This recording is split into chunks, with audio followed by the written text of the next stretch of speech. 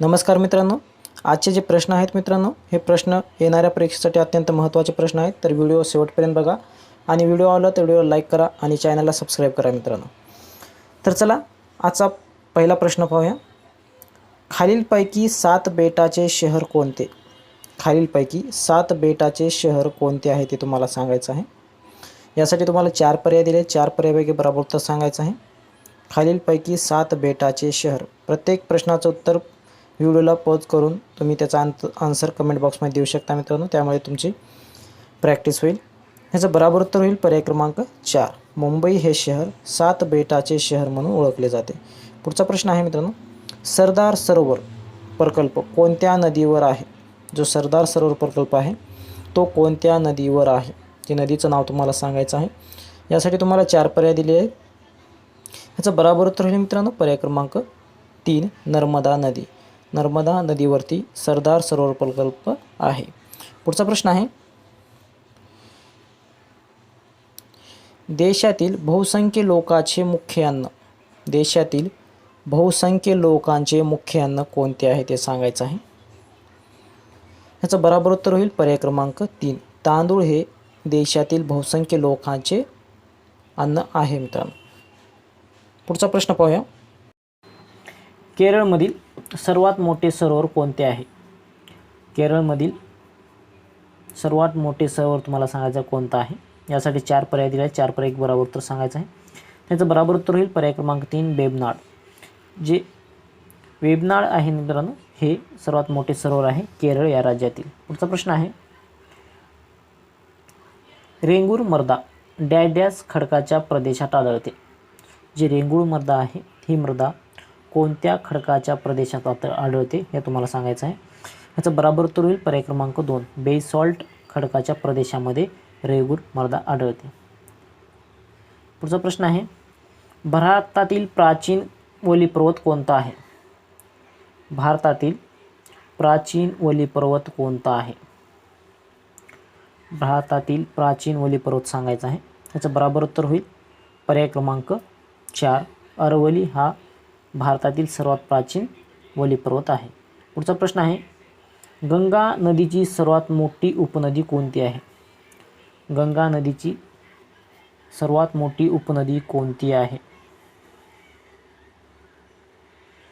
याचं बरोबर उत्तर होईल पर्याय क्रमांक 2, यमुना ही गंगा नदीची सर्वात मोठी उपनदी आहे. पुढचा प्रश्न आहे, खनिज उत्पादनात भारतातील अग्रेसर राज्य कोणते आहे? खनिज उत्पादनात भारतातील अग्रेसर राज्य कोणते आहे? ह्याचं बरोबर उत्तर होईल पर्याय क्रमांक 4, झारखंड हे राज्य खनिज उत्पादनात भारतातील अग्रेसर राज्य आहे. पुढचा प्रश्न आहे, 10 एप्रिल डॅश या वर्षी आर्य समाजाची स्थापना मुंबईत करण्यात आली. 10 एप्रिल डॅश वर्षी आर्य समाजाची स्थापना करण्यात आली. त्याचं इसवी सन सांगायचं आहे. याचं बरोबर उत्तर होईल पर्याय क्रमांक 2, 1875 वर्षी 10 एप्रिल 1875 वर्षी आर्य समाजाची स्थापना करण्यात आली. पुढचा प्रश्न आहे, राष्ट्रीय सभेच्या 6व्या अधिवेशनाचे अध्यक्ष डॅश होते. राष्ट्रीय सभेचे जे 6वे अधिवेशन झाले होते त्याचे अध्यक्ष कोण होते हे सांगायचं आहे. याचं बरोबर उत्तर होईल पर्याय क्रमांक 3, फिरोजशाह मेहता हे राष्ट्रीय सभेच्या 6व्या अधिवेशनाचे अध्यक्ष होते. पुढचा प्रश्न आहे, डॅश या वर्षी व्हर्नाक्युलर प्रेस ॲक्ट सहमत करण्यात आला. व्हर्नाक्युलर प्रेस ॲक्ट सहमत करण्यात आला तो कोणत्या वर्षी करण्यात आला? याचं बरोबर उत्तर होईल पर्याय क्रमांक 3, 1878 या वर्षी व्हर्नाक्युलर प्रेस ॲक्ट सहमत करण्यात आला. पुढचा प्रश्न आहे,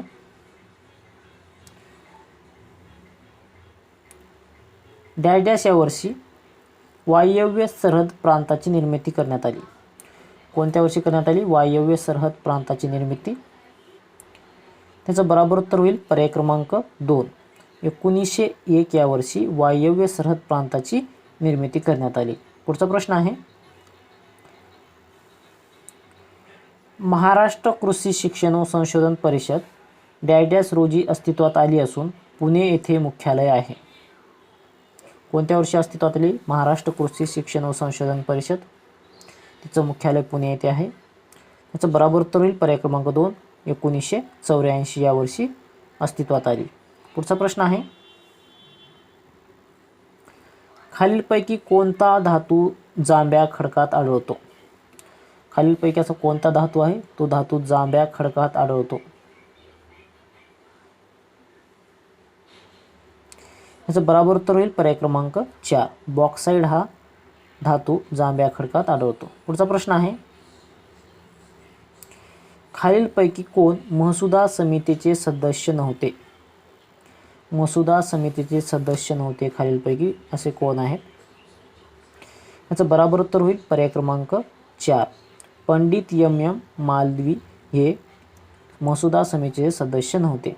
पुढचा प्रश्न आहे, ग्रामपंचायतीचे नियोजन कोण तयार करतो? ग्रामपंचायतीचे नियोजन कोण तयार करतो?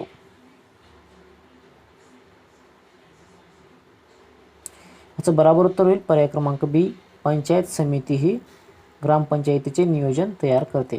पुढचा प्रश्न आहे, प्रांतीय स्वायत्ततेचे तत्व कोणत्या कायद्याने अंमलात आले? असं कोणता कायदा आहे? त्या कायद्यानुसार प्रांतीय स्वायत्ततेचे तत्व कायद्याने अंमलात आणले. त्याचं बराबर उत्तर होईल पर्याय क्रमांक 3, 1935चा कायदा. यानुसार प्रांतीय स्वायत्ततेचे तत्व अंमलात आले. पुढचा प्रश्न आहे, लोकसभा व राज्यसभा यांची संयुक्त बैठक बोलविण्याचे अधिकार खालीलपैकी कोणास आहे?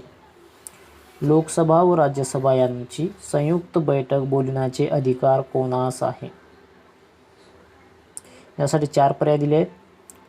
व्हिडिओला लाईक करा मित्रांनो आणि जास्तीत मित्रांमध्ये शेअर करा आणि चॅनलला सबस्क्राईब करा. याचं बराबर उत्तर होईल मित्रांनो पर्याय क्रमांक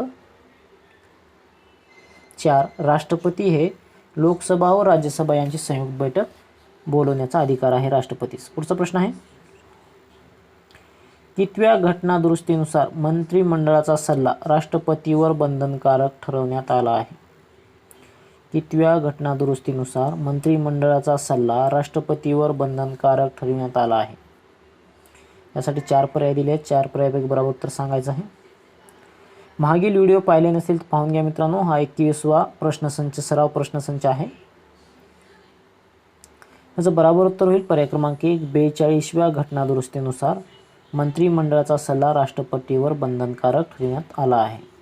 पुढचा प्रश्न आहे, डॉक्टर B.R. आंबेडकर यांनी भारतीय संविधानाच्या कोणत्या कलमास भारतीय संविधानाचा आत्मा मानला आहे? डॉक्टर आंबेडकर यांनी भारतीय संविधानाच्या कोणत्या कलमास भारतीय संविधानाचा आत्मा मानला आहे?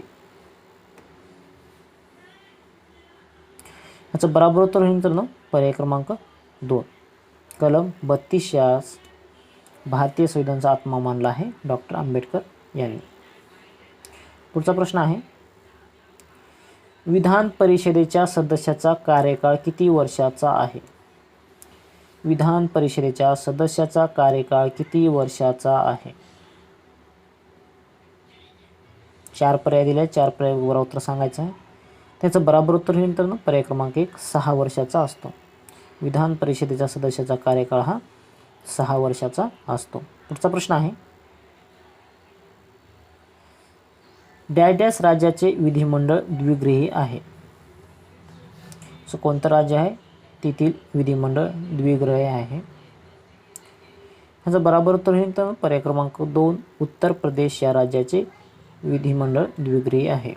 पुढचा प्रश्न आहे, 1976 साली कोणत्या घटनादुरुस्तीद्वारे 1976 साली कोणत्या घटनादुरुस्तीद्वारे समाजवाद हा शब्द उद्देश पत्रिकेत टाकण्यात आला?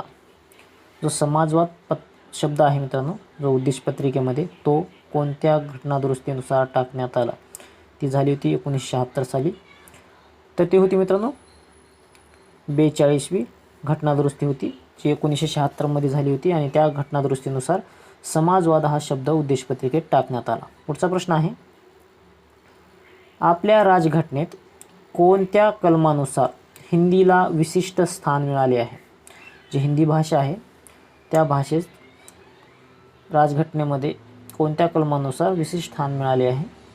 त्याचा बराबर उत्तर होईल पर्याय क्रमांक 2 343 या कलमानुसार हिंदीला विशिष्ट स्थान मिळाले आहे राजघटनेमध्ये.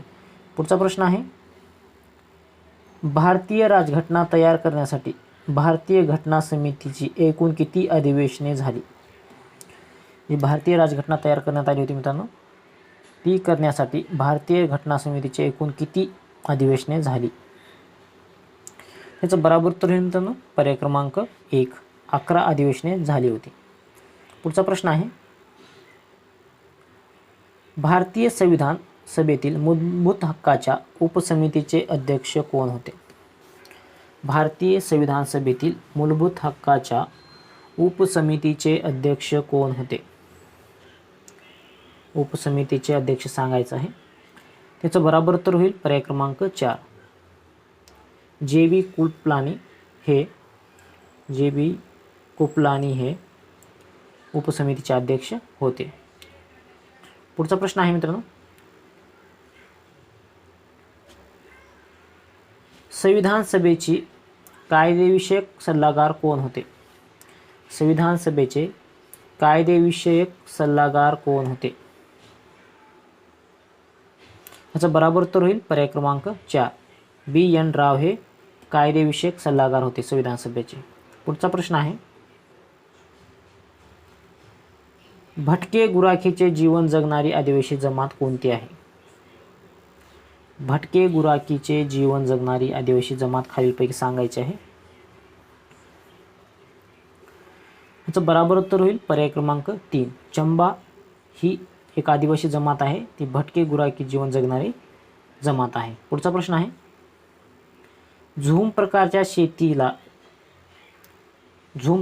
शेती चक्राला जास्तीत जास्त डॅश डॅश एवढे वर्ष लागतात मित्रांनो. ही झूम शेती आहे, ह्या झूम शेतीच्या चक्राला जास्तीत जास्त डॅश डॅश एवढे वर्ष लागतात. किती वर्ष लागतात?